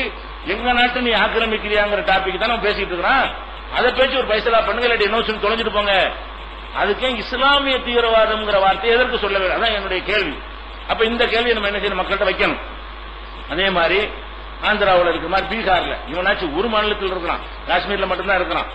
அதுலயும் வந்து லடாக் ஜம்மு பகுதியெல்லாம் இருக்க மாட்டான், சின்ன அளவில் இருக்கனால இருக்க மாட்டான். காஷ்மீர் பகுதியெல்லாம் இவன் அடக்குமுறைலாம் ஜாஸ்தியா இருக்கிறது. ஆனா பீகார்ல நடக்கிறது அங்கேயும் மாவோயிஸ்டுகளுக்கு கீழே தான் பல பகுதிகள் இருக்குது, நுழைய முடியாது. அதெல்லாம் பாக்குறோம். ஜார்க்கண்ட்ல இருக்கிறாங்க, ஜார்க்கண்ட் மாநிலத்தில் என்ன செய்யறாங்க, எந்த அளவுக்கு பெரிய மந்திரி முக்கியமான தலைவர்கள் போட்டு தள்ளிவிட்டாங்க. காங்கிரஸ்காரர்களை பெரிய பெரிய லீடர்கள் அமைச்சர்கள் அவங்க எல்லாம் போட்டு கொண்டு இருக்கிறாங்க. போலீஸ்காரங்களும் நிறைய கொள்றாங்க. அதிகமான சாவுகள் அவங்களால் ஏற்படுத்தப்படுகிறது. எதை நீங்கள் பயங்கரவாதம் சித்தரிக்கிறீர்கள் காஷ்மீர்ல அதை விட பல மடங்கு அதிகமாக. காஷ்மீர்ல எவ்வளவு நடக்குன்னு ஒரு லிஸ்ட் எடுங்க. 6 மாசத்துக்கு காஷ்மீர்ல எத்தனை நடந்திருக்குன்னு சொல்லி 6 மாசத்துல ஜார்க்கண்ட்ல என்ன நடக்குன்னு எடுங்க. எது கூட இருக்கு, பன்மடங்கு ஜார்க்கண்ட்ல அதிகமா இருக்கும். அதை செய்தவர்கள் முஸ்லீமா இஸ்லாமுடைய பேர்ல செஞ்சாங்க. அப்ப அவங்க எல்லாம் இருக்கும்போது அதுக்கு ஒரு பேரை சொல்றான்னு என்ன செய்யணும், அதுக்கு இந்த தீவிரவாதம் சொல்லணுமா இல்லையா? வேணும்னு செய்யறாங்க. எதுக்கு? இதை வச்சாவது இஸ்லாமிய வளர்ச்சியை தடுக்கணும். காஷ்மீரை இவங்களுக்கு மேட்டர் கிடையாது. மேட்டர் என்னன்னு இப்படி கொஞ்சம் கொஞ்சமா இஸ்லாத்துக்கு போயிட்டு இருக்கிறாங்க. என்னடா செய்யறது, கொள்கை விமர்சனம் பண்ண முடியல, நம்ம கொள்கை உங்களோட சிறந்ததுன்னு சொல்ல முடியல, நேரடியா வாதம் பண்றதுக்கு முடியல. எப்படி இந்த ஆனா மக்கள் போயிட்டே இருக்கிறாங்க, வளர்ந்துகிட்டே இருக்கிறாங்க. நாளுக்கு நாள் என்ன செய்யுது, உங்களுடைய எண்ணிக்கை ஜாஸ்தி ஆகிட்டே இருக்கிறது. அமெரிக்காவுடைய அறிக்கைலாம் வருது இல்லையா, 23 கோடியா போயிருவாங்க, 43 கோடியா போயிருவாங்கன்னு. இதெல்லாம் அரண்டு போய் என்ன பண்றாங்கன்னு கேட்டா, அப்ப மக்கள்கிட்ட வெறுப்பு. பயங்கரவாதி பயங்கரவாதி நெருங்க மாட்டான்ல, பயங்கரவாதி சித்தரிச்சோமே ஆனால் யாரும் இஸ்லாத்துக்கு போக மாட்டான். ஆனா அது பொய்யாகிட்டு அன்னைக்கு சொல்லிட்டோம். சொல்றதுனாலதான் இஸ்லாத்துக்கு வந்து பார்க்கலாம், இஸ்லாத்தை ஆய்வு செய்யலாம். அவங்க என்ன இது, அதுக்காகத்தான் இந்த இஸ்லாத்தோடு சேர்க்கிறார்கள் என்பதை நீங்க என்ன செய்யணும், காஷ்மீர் விஷயத்தை புரிந்து கொள்ள வேண்டும். அதே மாதிரி சத்தீஸ்கர்ல, ஒடிசாவில் ஒரிசா, இப்ப ஒடிசாவில், மகாராஷ்டிராவில் இங்கெல்லாம் அவங்க ஆதிக்கம் ஜாஸ்தியா இருக்கிறது. யார் ஆதிக்கம்? நக்சலைட் சொல்லக்கூடிய மாவோயிஸ்டுகளுடைய ஆதிக்கம் ஜாஸ்தியாக இருக்கிறது. இங்கெல்லாம் அதிகமான ஆயுதம் தாங்கி போராடக்கூடிய குழுக்கள் அங்க இருக்கிறார்கள். இவனை விட முறைப்படுத்தப்பட்ட ராணுவத்தை போல செயல்படக்கூடியவர்கள் அங்க இருக்கிறார்கள். ராணுவம் நின்றா கூட எதிர்த்து நின்று ராணுவத்தில் 10 பேரை காலி பண்ணி தான் அவன் 10 பேர் சாகுவான். அந்த மாதிரி ஒரு முறைப்படுத்த ஹெலிகாப்டர் மூலம் தாக்குதல் நடத்த யோசிக்கிறோங்கிறாங்க. அப்ப எந்த அளவுக்கு கலந்துருக்கான்னு பாருங்க. ஹெலிகாப்டர் மூலமாக சுக்லாவை யார் முக்கியமான ஒருத்தர் போய் கொண்டாங்க, முக்கியமான ஒரு ஆள் காங்கிரஸ்ல, அவரை போட்டு தள்ள பேர் என்ன செய்யறாங்க, ஹெலிகாப்டர் மூலமா தாக்கலாமான்னு உள்நாட்டு மக்கள் மேலே குண்டு போட்டு தாக்குன்னு அர்த்தம். அப்படி தாக்கலாமான்னு யோசிக்கிற அளவுக்கு அவங்களுடைய பதிலடி இருக்கிற. அதுக்கு என்ன பேரு, அவன் நாங்க அவன் மதத்துக்கு செய்யறான் நாங்க சொல்லல. ஆனா இதை நீ சொன்ன அதையும் சொல்லுங்கிறோம். நம்ம நக்சலைட் அவன் இந்து மதத்துக்கு அவன் செய்யல, அவன் ஏழை மக்களை கொடுக்கிறாங்க என்பதற்கு தான் செய்கிறான். ஆதிக்க சக்திகள் வந்து என்ன செய்யறாங்க, போலீஸ் ராணுவம் எல்லாம் பணக்காரங்க சாதமா இருக்குது, நிலப்பிறப்புகள் இருக்காங்க இல்லையா, அவங்களுக்கு சப்போர்ட்டா இருக்குது, ஏழை விவசாயிகளை சுரண்டுது. இந்த காரணத்துக்கு தான் ஏழை மக்களை திரட்டி கொண்டு போராடுறான். உண்மை இதுதான். அதே மாதிரி காஷ்மீர்லயும் ஒரு உண்மை இருக்குது. ரெண்டுலயும் உண்மையை பேசு, அதுல பொய்ய பேசணும், இதுல அந்த மாதிரி பொய் பேசு. நம்ம என்ன கேட்கிறோம், இந்த மக்கள் வந்து மதத்துக்கு போராடுற நம்ம நக்சலைட்டுகள் வந்து இந்துக்களை நம்ம சொல்லவில்லை, அவங்க ஒரு கொள்கைக்கு தான் போராடுறாங்க. அவங்க பக்கம் சில நியாயங்கள் இருக்கு, பேசி அவங்களுக்கு நியாயம் வழங்கணும். நம்ம என்ன கேட்கிறோம் என்றால், காஷ்மீர்ல உள்ளதுக்கு சொன்ன அதே வார்த்தை இதுக்கே நீங்க மீடியாவுக்கு சொல்ல மாட்டேங்கிறாங்க. அப்ப உங்க மதம் உங்க இனத்து பேர்ல வச்சிருந்தா சொல்ல மாட்டீங்க, எங்க இனம் எங்க மதத்து பேர்ல தானே மதத்தை சேர்த்துருவீங்களா? அதுதான் நமக்கு இந்த பேர் கெடுத்து காரணம் என்ன, டெய்லி பேப்பர்ல முஸ்லீம் பேரங்கவாது இப்படியே முஸ்லீம் போட்டு விட்டோன்னு என்ன ஆயிடுது, இப்படி அதுல வெற்றி கண்டிருக்கிறா. இதை பாக்குறோம். இது மாவோயிஸ்ட் மட்டும்தான் இங்க இருக்கிறான், உள்பா தீவிரவாதின்னு இருக்கிறான். அஸ்ஸாம்ல காஷ்மீருக்கு அடுத்து முஸ்லீம்கள் அதிகமா உள்ள மாநிலம் அஸ்ஸாம். இந்தியாவில் வந்து காஷ்மீருக்கு அடுத்தபடியா முஸ்லீம்கள் அதிகமா அங்க இருக்கிறாங்க, அஸ்ஸாம்ல தான் இருக்கிறாங்க. ஏற்கனவே 25% மேல அங்க இருக்கிறாங்க. அப்ப காஷ்மீர் அஸ்ஸாம்ல என்ன செய்யறாங்கன்னு கேட்டா, இந்த முஸ்லீம்கள் வளர்ச்சி அதிகமாகிறதுக்கு என்ன செய்யறான், ஒரு ஆத்திரப்பட்டு ஒரு குழு உண்டாகி இதை எப்படி செய்யறான்னா, வங்காளதேசத்தில் குடியேறிட்டாகலாம். அது ஏற்கனவே முஸ்லீம்கள் அதிகமா உள்ள ஒரு பகுதி, அதிகமா இருக்கிறதுக்கு ஒரு காரணம் கற்பிக்கணுமா இல்லையா? இவங்க எல்லாம் இந்தியா ஆளுக்கு கிடையாது, பங்களாதேஷில் வந்தவங்க. பங்களாதேஷ்ல இருந்து வந்து நுழைஞ்சுக்கிட்டு முஸ்லீம் கணக்கு அதிகமாக்குறாங்க, அவங்க விரட்டணும்னு சொல்லி முஸ்லீம்களுக்கு வன்முறையில் ஈடுபடுறான். அப்ப இவன் மதத்துக்கு தான் செய்யறான். இது இங்கே நாம் மாவோயிஸ்டுகளுடைய செயல் வந்து மதத்துக்கு இது இல்ல. ஆனா உள்பா தீவிரவாதிகள் என்ன செய்யறான், முஸ்லீம்களை தாக்குறான், பள்ளிவாசலை இடிக்கிறான், இந்த மாதிரியான தாக்குதல் அடிக்கடி நடத்தி கொண்டிருக்கிறான். அதை வெறியூட்டி என்ன செஞ்சான், ஆட்சியத்தான் ஒருத்தர் மகந்தாண்டு ஒரு ஆள் இந்த மாதிரி வெறியூட்டி என்னஞ்சாரு, இது மாதிரி முஸ்லீம்களுக்கு எதிராக ஒரு வெறியை ஊட்டி இந்த உள்பாங்கிறதுக்கு வேற ஒரு பேரை போட்டு ஆட்சியெல்லாம் பிடிச்சாங்க. ஆனா 6 மாதத்துல இங்க கேர்கிட்ட நாரி போய் ஊழல்ல உலகமாக ஊழல் பண்ணி எல்லாரும் காரித்து போற அளவுக்கு பெரிய ஊழல் செஞ்சு அவங்க தான் கடைசியில செல்வாக்கு இழந்து போயிட்டாங்கன்னு வைங்களேன். இப்படியான வேலைகளை செய்யறாங்களே. இப்ப நம்ம என்ன கேட்கிறோம்னு கேட்டா, அந்த உள்பாங்கிறவன் யாரு? அவன் முஸ்லீம்களை ஒழிக்கிறதுக்கு தானே ஒரு இயக்கம் கட்டிட்டு இருக்கான். இந்த சங் பரிவார சப்போர்ட்ல அவன் செஞ்சுட்டு இருக்கான், ஆயுதங்களை தாங்கி செஞ்சுட்டு இருக்கான். அவனுக்கே எந்த தீவிரம் சொல்ல மாட்டேங்கிறீங்க. அப்ப முஸ்லீம் செஞ்ச உடனே மதத்தை சேர்த்து சொல்றதுனாலதான் பொதுமக்கள் மத்தியில் என்ன வருது, முஸ்லீம்களே இப்படித்தான் எல்லாத்தையும் கரெக்டா நியூஸ் கொடுத்தீங்கன்னா அப்படி வராது. இவன் தான் ஜாஸ்தியா இருக்கலாம். முஸ்லீம்கள் செய்யற எண்ணிக்கையை விட இவர்கள் தான் அதிகமாக இருக்கிறார்கள். அப்ப இதுதான் இந்த தீவிரவாதிகள் வர்றதுக்குரிய காரணம். அதுபோக இன்னும் சில காரணம் என்ன, அங்கங்க குண்டு வைக்கிறது, இந்த மாதிரி சில செயல்கள் நடக்கிறது. சில காரியங்களை நம்ம முஸ்லீம்களை சேர்ந்தவனு செய்யறான், மறுக்க முடியாது. உள்ளதை பேசணும் எப்போதுமே. நம்மள உள்ள சில கிற்கனும் செய்கிறான். ஆனால் நாட்டில் நடந்த குண்டுவெடிப்புகளை எல்லாம் எடுத்துக்கிட்டீங்கன்னு சொன்னா மிக சில விஷயங்களை இவன் செய்திருக்கிறான். அதிகமான விஷயங்களை யார் செஞ்சிருக்கிறா, சங் பரிவாரம் செஞ்சிருக்கிறாங்க. அப்ப அவங்களே நீங்க இந்து தீவிரம் சொல்ல மாட்டேங்கிறீங்க. அசிமானந்தாண்டு ஒருத்தர் கைது செய்யப்பட்டார், அவர் யாரு? பிரக்யா சிங் சாமியார் கைது செய்யப்பட்டாங்க, அவங்க யாரு? அப்ப மடங்கள்ல நுழைஞ்சு நிறைய ஆதாரங்கள்லாம் கைப்பற்றினாங்க, அவங்க எல்லாம் யாரு? அப்ப ஆதாரத்தோட மத்திய அரசாங்கம் வெளியிடுகிறது, இவங்க சங் பரிவாரத்தில் தொடர்புல உள்ளவங்க, முக்கிய பொறுப்புல உள்ளவங்க என்னன்னாரு என்றெல்லாம் ஆதாரத்தை காட்டுகிறது. எதுல? பல குண்டு வெடிப்புகள்ல. எந்த அளவுக்கு என்ன குண்டு வைத்து விட்டு அவன் பேரை முஸ்லீம் பேரை மாதிரி குண்டு வைக்கிறான். அப்ப முஸ்லீம் தான் வச்சான்னு சித்தரிக்கிற அளவுக்கு. இது சம்பந்தமா ஜூனியர் உடன்ல கூட அந்த பேட்டில் நம்ம வெறும் ஆதாரத்தோட சொல்லி இருக்கிறோம், அதை நீங்க பார்த்திருப்பீர்கள். அப்ப இந்த மாதிரி செய்யும் போது என்ன பண்றான்னு கேட்டா, முஸ்லீம் இன்னொரு செய்வோம் பாருங்க, அதை பூரா முஸ்லீம் தீவிரவாதின்றது உடனே நடந்து யாரும் கண்டுபிடிக்க முடியாம இருக்கும்ல, அதை நம்ம இவங்க செய்யறதுதான். இவங்க செய்யற முஸ்லீம் தீவிரவாதி, அவனை தேடுகிறார்கள் போலீஸ், இவனை தேடுகிறார்கள், இப்படின்னு போட்டு பரப்புற காரணத்தினாலதான் என்ன வருது, முஸ்லீம்ங்கிற ஒரு இது கருத்து வருதே தவிர குண்டுவெடிப்பு விஷயங்களை எடுத்துக்கொண்டாலும் அதிக அளவில் செய்தவர்கள் யாருன்னு கேட்டா இவனு செய்யறான்.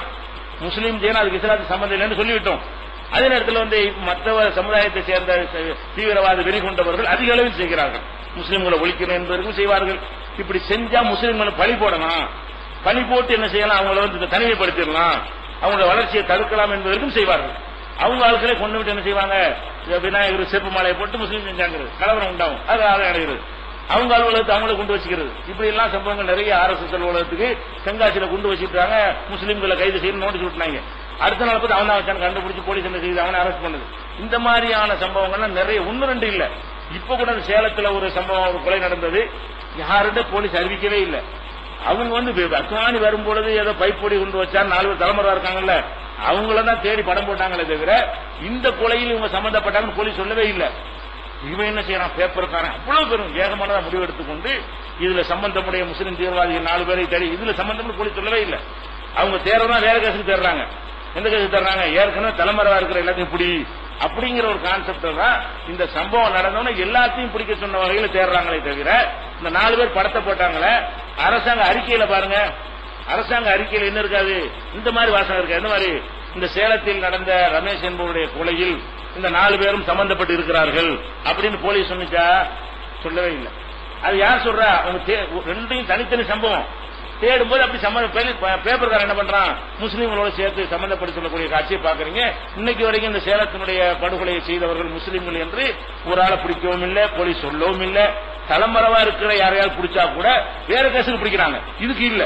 ஆனால் இதனோட சம்பந்தப்படுத்துற காட்சியெல்லாம் உண்மையை மறைத்து பாதி உண்மையோட பாதியை பொய்ய கலந்தெல்லாம் சொல்லி அந்த விஷயங்கள் என்ன செய்யறாங்க, செய்து கொண்டிருக்கிறார்கள். இதுதான் காரணம். அப்ப இது முஸ்லீம் தீவிரவாதி வருவதற்கு, இந்தியாவில் வருவதற்கு காரணம் விளங்கிட்டீங்க. ஒண்ணு, அவன் வேற ஒரு காரணத்துக்காக போராடுவான், பாதிக்கப்பட்டதுக்காக போராடுவான், தற்செயலா முஸ்லீமா இருக்கிறான், அதனால இஸ்லாத்தில் சம்பந்தப்படுத்துறாங்க. ஒண்ணு. ரெண்டாவது, ஒரு சில காரியங்களை முஸ்லீம்கள் செய்யும் பொழுது அதை ஒட்டுமொத்த மக்கள் செய்வதை போல சித்தரிக்கிறது ரெண்டாவது விஷயம். மூணாவது, முஸ்லீம்கள் இந்த வன்முறை, வெடிகுண்டு, வெட்டி, கொலை இதுகளெல்லாம் முஸ்லீம்கள் சில பேர் செய்யறதை விட மற்றவங்க அதிகமா செய்கிறார்கள். முஸ்லீம்கள் பழி போடுவதற்காக அது மறைக்கிறார்கள். அப்படி மாட்டினா கூட என்ன செய்யறதுல சொல்றது இல்ல. இப்ப பள்ளிவாசல் இருக்கிறக்கா படகு கட்டி போனாங்க, 1992 நினைஞ்சாங்க, பாபர் மசூதி இடிப்பதற்காக படகு கட்டிட்டு போனாங்க.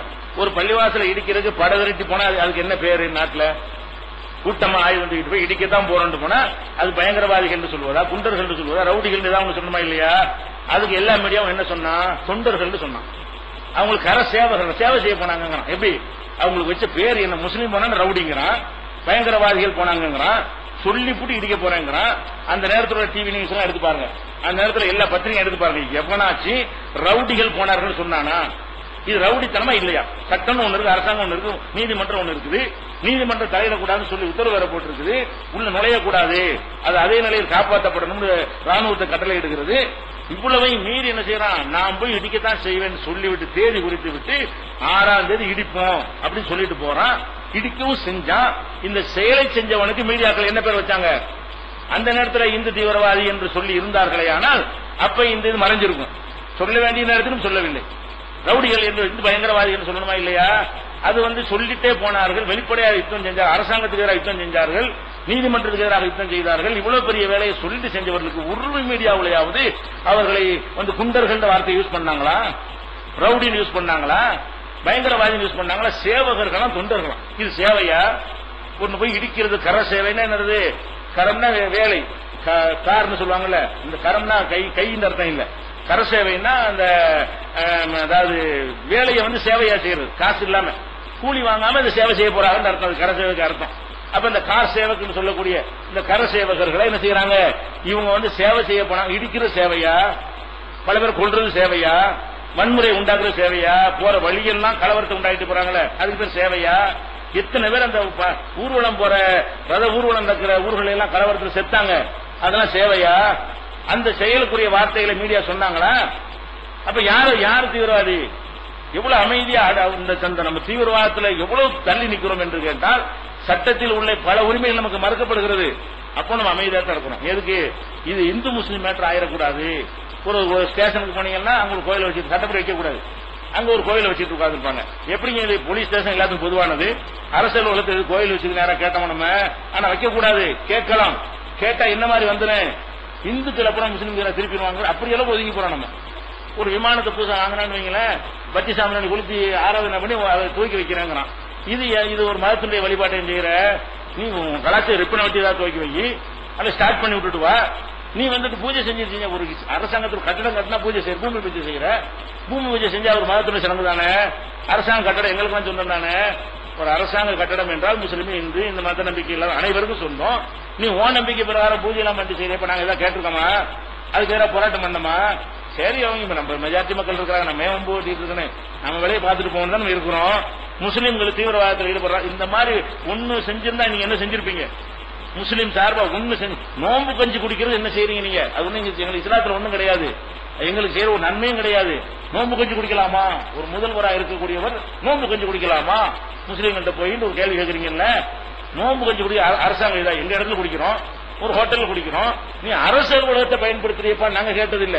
நீ எந்த இடத்துல கஞ்சி குடிக்கிறதுக்கு என்ன செய்யற கேள்வி கேட்க, அது வேணாம் நாங்க சொல்றோம். நோம்பு கஞ்சிக்கு வர சொல்லல. ஆனா நோம்பு கஞ்சி குடிக்க வர கருணாநிதி குடிக்க வந்தாலும் ஜெயலலிதா குடிக்க வந்தாலும் இவர்கள் கேட்டார்களா இல்லையா? முதல்வருக்கு என்ன வேலை? நோம்பு கஞ்சில் என்ன வேலை? ஒரு மத முஸ்லீம்களுடைய மத இதில் தலையிடணும்னு கேட்கறீங்களே. அவங்க அரசியல் வளங்களை அப்படி பயன்படுத்துறாங்களே.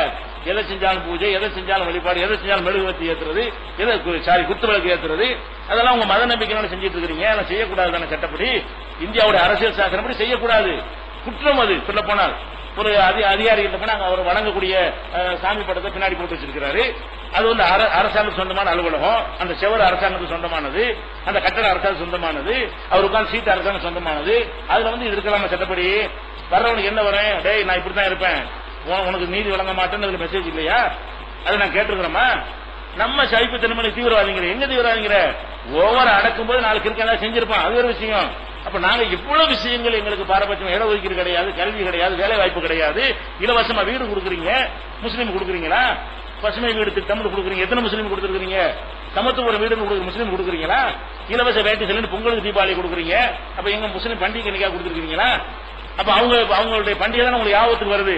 அரசாங்கத்திலிருந்து இலவச வேட்டி கொடுத்தா முஸ்லீம்கள் பெருநாளைக்கு உண்டான இலவச வேட்டி தருவோம், இந்துக்கள் தீபாவளிக்கு இலவச தருவோம், கிறிஸ்துவர்கள் கிறிஸ்துமஸுக்கு தருவோம்னு சொல்லாம நாங்க தீபாவளிக்கு தருவோம், நீ அன்னைக்கு நீ வாங்கி வச்சுக்க, உனக்கு தரமாட்டேன்னு அர்த்தம் இருக்கு. அப்ப எல்லா பண்டிகை நீ சமமா பார்த்துருக்கீங்க. இது வரைக்கும் பண்டிகைக்கு லீவ் விடுறதுல கூட எவ்வளவு பாரபட்சம் பாக்குறீங்க. அது மாதிரி அவங்களுக்கு 4 நாள் தொடர்ச்சியா லீவ் விடுவீங்க. முஸ்லீமுக்கு ஒரு நாள் விடுவதற்கு கொஞ்சம் முன்ன பின்ன பெற வருமா? அதுக்கு போட்டு தண்டை பற்றி ஆச்சுக்கிட்டு ராத்திரில கிராமத்தில் 1:30 மணிக்கு என்ன லீவ் அறிவிப்பீங்க. அப்ப என்ன நடந்து கொண்டிருக்க நாட்டில் ரொம்ப அநியாயம் பண்ணுகிறீங்க. நாங்க அவ்வளவு சகிச்சுட்டு போறோம். இந்திய மக்களை பொறுத்த வரைக்கும் இவங்க நினைக்கிற அளவுக்கு நம்ம அப்படி இல்லை, ரொம்ப சகிப்பா இருக்கணும். ரொம்ப நமக்கு எது வம்பு, நம்ம வாட்டு வேலையை பார்த்துட்டு போவோம் இருக்கிறோம். 50 வருஷம் 60 வருஷம் ஒடுக்கப்பட்டு கூட இருக்கிறோம். ஒன்னு ரெண்டு எப்ப வருது, ஓவர அடக்குமுறைக்கு ஆகி ஒரு மீன் விதிக்கும் போது அவனுக்கு கோவம் வந்து நம்மள எந்த பண்ணுவோம்னா 4 பேர் செய்யறோம். அதை கூட வேணாம் நாங்க சொல்லிட்டு இருக்கிறோம். அது தப்பு, நம்ம போராடிட்டே இருப்போம், அதிகமா லாஸ் ஆகும், நம்மள கூட தீவிரவாதி காட்டி விடுவாங்க, இஸ்லாத்தை மக்களுக்கு சொல்ல முடியாது என்ற அளவுக்கு நம்ம வந்து பிரச்சாரம் பண்றது ஒரு விஷயம். இப்படி ஒன்னு ரெண்டு அங்க நடக்குதே தவிர அதிகமான விஷயங்கள் வந்து அரசியல் சட்டத்துக்கு எதிராக நடந்தும் நாங்க சைட்டு போறோமா இல்ல ஏத்து போறோமா, வன்முறையில் ஈடுபடுறோமா, பயங்கரவாதத்துக்கு போறோமா, நீதிமன்றத்தில் கேஸ் போட்டுருக்கிறோமா, வர்ற பாதையெல்லாம் நடப்பாத கோயில் வச்சுக்கிறீங்க, சட்டப்படி கூடாது, கோர்ட் அகற்ற சொல்லி உத்தரவு போட்டிருக்கிறது. அது நாங்க போய் ஏதாவது போலீஸ்ல கம்ப்ளைண்ட் கொடுத்து நான் அகற்றணும்னு சொன்னா அகற்றி ஆகணும். நம்ம ஏன் வம்போல இவங்க சரி வராங்க, அரசாங்கம் பார்த்து அவங்க நம்ம ஏன் இருக்கிறோமா இல்லையா, அப்படி நம்ம ஏதாவது செஞ்சோமா யாராச்சும்? இது யாரும் பாடம் நடத்தாமலே இயற்கையாக மட்டும் வந்திருக்கு பாருங்க.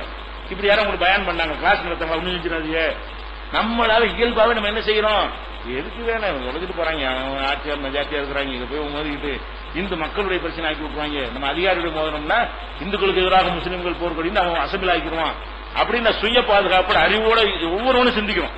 யாரும் பயன் பண்ணாம ஒருங்கிணைக்காம திட்டம் போடாம இயக்கம் கட்டாம அனைவரும் ஒரே மாதிரி சிந்திக்கிறோம். யாருமே இதை பத்தி பேசுறது இல்லை, எழுதுவோம் இந்த மாதிரி மேடையில பேசுவோமே தவிர அதுக்கு எதிராக போராட்டங்களோ வேற விதமான ஒன்றுமே செய்வது கிடையாது. அப்ப இதுதான் விஷயம். அதனால தீவிரவாதத்தில் வந்து முஸ்லீம்கள் ஈடுபடுறாங்க என்பது அப்பட்டமான பொய். அப்படி ஒன்னு ரெண்டு ஈடுபட்டால் ரொம்ப கம்மி, மற்றவர்களோடு ஒப்பிட்டு பார்த்தீர்களே ஆனால் ரொம்ப குறைவு என்பதை நீங்கள் புரிந்து கொள்ள வேண்டும். ஒண்ணு. அடுத்து என்னன்னு கேட்டா, இப்ப ஆப்கான்ல என்ன நடக்குது, ஆப்கான்ல என்ன நடக்குது, ஆப்கான்ல முஸ்லீம் தான் தாக்கணும், கண்டிப்பா தாக்கணும், குண்டு வைக்கிறான், எல்லாமே செய்யறான். அதுல வந்து அவன் இஸ்லாத்துக்காக செய்யறான் கிடையாது. அவன் இஸ்லாத்திற்காக செய்யறதா இருந்தா முஸ்லீமை போய் கொள்வானா? அவனால் கொல்லப்படுறவங்க அமெரிக்காக்காரன் இருக்கிறான், முஸ்லீம் இருக்கிறான். அப்ப முஸ்லீம் போய் முஸ்லீம் போய் கொள்வானா? நீங்க சொல்ற கருத்துப்படி பார்த்தா கண்டிப்பா கொள்ள மாட்டான். அவன் எது கொள்றான்னு கேட்டா, இது எங்க நாடு, இதுல அமெரிக்காக்காரன் என்ன செய்யறான், ஒரு உள்ள நுழைஞ்சு ஆக்கிரமிச்சு எங்க நாட்டை பிடிக்கிறான். இன்னொரு நாட்டில் வந்து அவன் ஒரு பொம்மை அரசாங்கத்தை வச்சுக்கிட்டு அவன் இஷ்டப்படி என்ன செய்யறான், நிர்வாகத்தை நடத்துக்கிறான். நாங்கள் கட்டி காத்து வந்து எங்களுடைய பண்பாடு கலாச்சாரத்தை கெடுக்கக்கூடிய வகையில குட்டப்பாவாடை இந்த மாதிரியான அசிங்கத்தை எல்லாம் எங்க நாட்டுக்குள்ள என்ன செய்யறான், திணிக்கிறான். சுதந்திரம்ங்கிற பேர்ல வந்து நாகரிகங்கிற பேர்ல வந்து கேடுகட்ட கலாச்சாரத்தை எங்க நாட்டில் திணிக்கிறான்னு சொல்லி அந்த மக்களுக்கு வரக்கூடிய வெறுப்பு, அந்த வெறுப்பின் காரணமா என்ன செய்யறாங்கன்னா, நீ வெளிநாட்டுக்காரன் எங்க நாட்டு ஆளாதுன்னு எதிர்த்து நிக்கிறாங்க.